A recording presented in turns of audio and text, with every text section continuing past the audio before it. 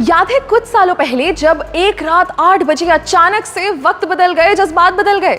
कितने टाइम तक हमें एटीएम के बाहर लंबी लंबी कतारों में खड़ा होना पड़ा, नोट्स बदलने के लिए बैंक्स के चक्कर लगाने पड़े क्योंकि 500 और 1000 के नोट्स बंद हो गए थे। अब उस समय की परेशानी को आप और मैं बहुत अच्छे से जानते हैं और जाहिर है कि तब से हम हर तरीका आजमाते हैं कि उस सिचुएशन में वापस ना जाना पड़े।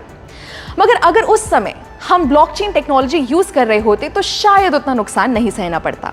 नमस्कार, स्वागत है आपका जी के डिजिटल शो पर। मैं हूं पलक यादव और आज हम बात करेंगे क्रिप्टो करेंसी के एक बहुत अहम पहलू पर जिसका नाम है ब्लॉकचेन। अब क्रिप्टो तो हम समझ गए, मगर ये सवाल आपके मन में जरूर आया होगा कि आखिर जितनी भी क्रिप्टो से होने वाली ट्रांजैक्शंस हैं उनका रिकॉर्ड कैसे रखा जाता है या उन्हें सिक्योर कैसे किया जाता है, या जो हमने क्रिप्टो के डिसेंट्रलाइज्ड होने की पिछले वीडियो में बात की थी, आखिर वो कैसे पॉसिबल है। इस सब का एक ही जवाब है ब्लॉकचेन। ब्लॉकचेन एक बड़ा सा बटा हुआ डेटाबेस है जो हजारों लाखों कंप्यूटर्स पे शेयर्ड होता है और ये सारे कंप्यूटर्स आपस में कनेक्टेड होते हैं। आसान भाषा में कहें तो जैसे एक दुकानदार अपने पास एक रजिस्टर बना के रखता है ना कि कितना राशन आया, कितना बिका, ठीक वैसे ही ब्लॉकचेन एक डिजिटल रजिस्टर की तरह होता है। अब वैसे तो ब्लॉकचेन का कई सेक्टर्स में इस्तेमाल हो सकता है, मगर ये हाल ही में सबसे ज्यादा पॉपुलर हुआ क्रिप्टो करेंसी से होने वाली ट्रांजैक्शंस के लिए। वैसे तो ब्लॉकचेन एक एक्सपेरिमेंट के तौर पर 1991 में आया था, मगर इसका इस्तेमाल शुरू हुआ 2009 में जब बिटकॉइन आया। जी हाँ, कुछ सुना सुना लगा। सातोशी नाकामोटो ने जब 2009 में बिटकॉइन शुरू किया, तब ही बिटकॉइन के आसपास उन्होंने ब्लॉकचेन का कॉन्सेप्ट यूज किया। चलिए इसको जरा ऐसे समझते हैं।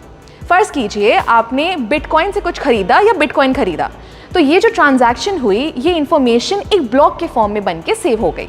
फिर आपने उस बिटकॉइन को बेचा तो फिर से एक ब्लॉक बन गया। अब ऐसे ही आप जितनी बार ट्रांजैक्शंस करेंगे तो उसका एक ब्लॉक बनता जाएगा और वह सारे ब्लॉक्स एक चेन से जुड़ते जाएंगे, इसलिए इसका नाम है ब्लॉकचेन। सिंपल। मगर ये हमारे ट्रांजैक्शन यानी लेन देन के डेटा को सेव कैसे रखता है? हर एक ब्लॉक की अपनी एक आइडेंटिटी होती है। जैसे आप और मेरा फिंगरप्रिंट कभी सेम नहीं हो सकता, वैसे ही हर ब्लॉक को एक की मिलती है जो उसकी अपनी होती है और सबसे अलग होती है।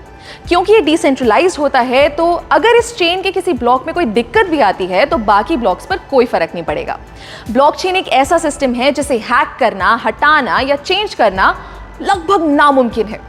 दोस्तों, मानो या ना मानो, ब्लॉकचेन का फ्यूचर बहुत बड़ा है और इसका इस्तेमाल लगभग हर जगह शुरू होने का टाइम दूर नहीं है, क्योंकि इसके बहुत से फायदे हैं। जैसे नंबर 1, क्योंकि डिस्ट्रीब्यूटेड है और इसमें स्टोर्ड जानकारी किसी लाइब्रेरी या सरकारी दफ्तर की तरह एक जगह नहीं रखी जाती।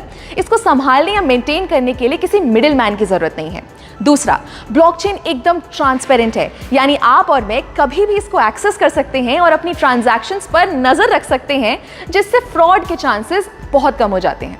तीसरा, ब्लॉकचेन पर हर इंफॉर्मेशन को बहुत आसानी से ट्रेस किया जा सकता है, यानी पुरानी से पुरानी ट्रांजैक्शन को भी हम देख सकते हैं। चौथा, ये टेक्नोलॉजी एकदम फास्ट है।